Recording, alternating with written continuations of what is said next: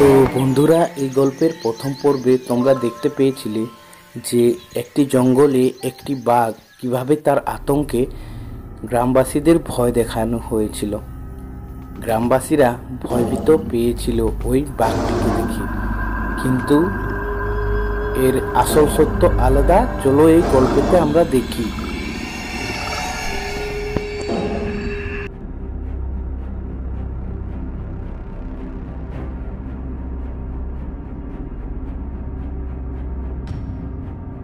কিরে রবি, তুই কি কিছু বুঝলি? দেখ, ওইটা বাঘ, বুঝেছিস? ওটা কোনো ভূত নয়, শুধু শুধু গ্রামবাসীরা তাকে ভয় পেত। আর তার সঙ্গে একটা বাচ্চাও আছে, দেখেছিস? ওই বাচ্চাটাকে তার ক্ষুধা মেটানোর জন্য সে শিকার করে। হ্যাঁ রে, তুই ঠিকই বলেছিস। ও তো একটা বাঘেরই ছেলে। কিন্তু ভাই, যাই বল, আমাদের গ্রামের গোপালের তো বড় নোকসান হয়ে গেল না? তার গরুটিকে টেনে এনেই বাঘটি খাচ্ছে, বুঝেছিস? তারা দুজনে ভয় পেলেও একটু একটু করে ওই বাঘটির দিকে এগিয়ে যায় এবং তারা দেখতে থাকে যে ওই বাঘটি ওই গরুর হাড়গুলি কিভাবে চিবিয়ে খাচ্ছে। বাঘটি তাদের দুজনকে তার দিকে আসতে দেখে তাদের ভয় দেখার চেষ্টা করে।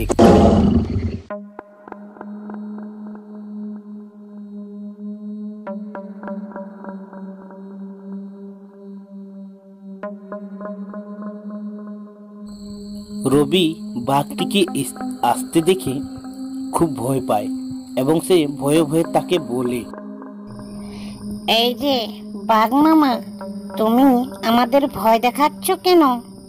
তুমি এখান থেকে চলে যাও। আমি এখান থেকে চলে যাব?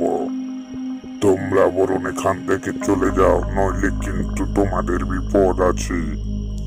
আমি তোমাদের দুজনকেই শেষ করে ফেলব। দেখ ভাই রবি, ওই বাঘটি মনে হয় আর আমাদের কিছু অসুবিধা করবে না, নইলে কিন্তু এতক্ষণে আমাদের শেষ করে ফেলতো, বুঝেছিস?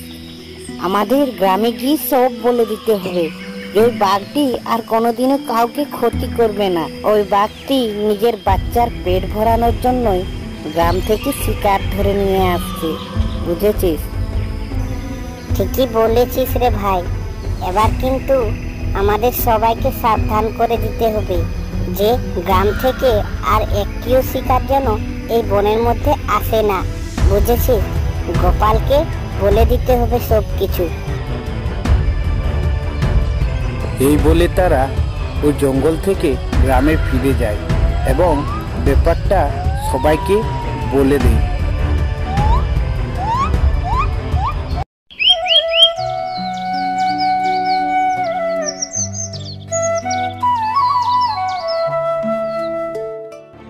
সবাই কান খুলে শোনো, আর চুপ করে বসে রইলে আমাদের আর হবে না, বুঝেছো? গ্রামে অনেক কিছু ক্ষতি হয়েছে। সে জন্তুটা যাই হোক না কেন, বাঘ হোক আর ভালুক হোক, আমাদের কিন্তু এবার সাবধান হতে হবে। কি বলো তোমরা? তাহলে সবাই এক হয়ে থাকতে হবে, বুঝেছো? কিন্তু মাস্টার কাকা, আমরা ওকে মারবো কি করে? কি করে তাকে থামাতে পারবো? ও তো খুবই ভয়ঙ্কর। তার পায়ের ছাপ দেখলেই তো গা শিহরে যায়। কি করে তাকে আটকাবো আমরা? আমরা গ্রামবাসীর মানুষ সবাই। মাস্টার কাকু, ওই জঙ্গল ছাড়া তো আমাদের চুলো জ্বলবে না। ওই জঙ্গলটাই তো আমাদের পেটের ভাত। কি করে আমরা সেটাকে ছাড়তে পারি বলো? ঠিক আছে, তাহলে তোরা যখন বলছিস ওই কোথায় রইলো, যে কোনো করে হোক ওই বাঘটিকে এই বন থেকে আমাদের তাড়াতেই হবে। তোমরা সবাই রেডি থাকবে, বুঝলে? আমি যখনই বলবো সবাইকে কিন্তু যেতে হবে ওই জঙ্গলের ভেতরে, নইলে কিন্তু একা কেউ যাবে না।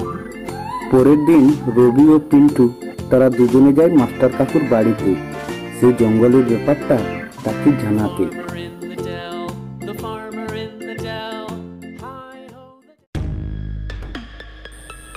কিরে রবি, কিন্তু তোরা দুজনে এখানে এলি, কি ব্যাপার? তোদেরও কিছু খেয়ে নিয়েছে ওই বাঘটা, নাকি এমনি এমনি এসেছিস?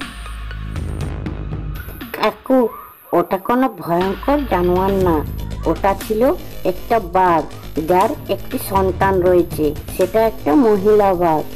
সে তার সন্তানের ক্ষুধা মেটানোর জন্য সে গ্রামের ওই শিকার করে বেড়ায়।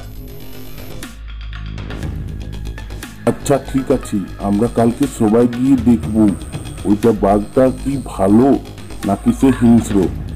আমরা সকলেই কালকে যাব। হ্যাঁ কাকু, সে আমাদের বলেছে সে আর কোনোদিনও আমাদের ক্ষতি করবে না, যেহেতু বাঘ একটি হিংস্র প্রাণী। সেই হিসাবে আমাদেরকে একটু ভালো করে থাকতে হবে। এই কথা বলে তারা দুজনে মাস্টার কাকুর বাড়ি থেকে চলে যায়। পরের দিন যখন সব গ্রামবাসী মিলে একসঙ্গে জঙ্গলে যায়, ওই দেখো কাকু, বাঘটি ওখানে লুকিয়ে আছে। আমরা সবাই কি সেখানে যাব? না না, বুঝে গেছি, বাঘটি আমাদের কিছু ক্ষতি করবে না।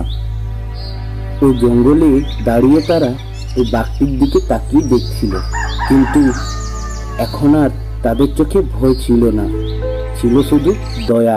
এই ঘটনার পর থেকে রবি আর চিন্টু এই গ্রামের হিরো হয়ে দাঁড়ালো। গ্রামবাসীরা তাদের সাহস দেখে খুব প্রশংসা করলো। মাস্টার কাকু আরও গ্রামের কিছু লোকজন তার বাড়িতে এসে তাকে ধন্যবাদ জানালো। তো বন্ধুরা, এই ভিডিওটি কেমন লেগেছে তোমাদের কমেন্টে নিশ্চয়ই জানিও, আর চ্যানেলটিকে সাবস্ক্রাইব করতে ভুলো না।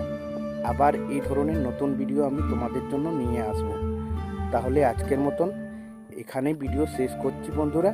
আবার একটি নতুন গল্প নিয়ে তোমাদের কাছে হাজির হব।